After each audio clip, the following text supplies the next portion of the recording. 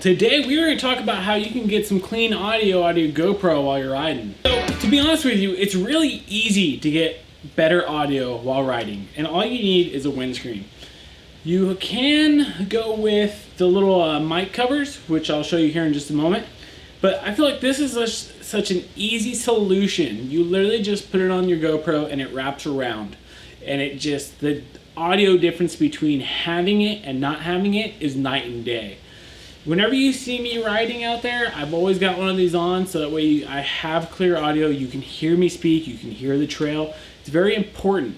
Audio is super important to videos, and without it, your videos, no one's gonna watch your video how pretty it is if the audio is garbage.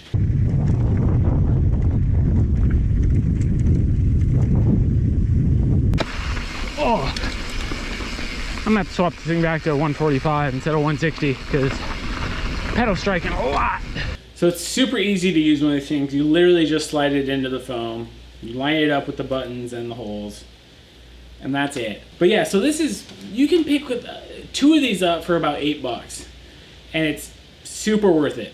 I mean, if you're posting your video anywhere and you're recording the audio, pick up one of these. It's a no-brainer. You guys can find a link down in the description below.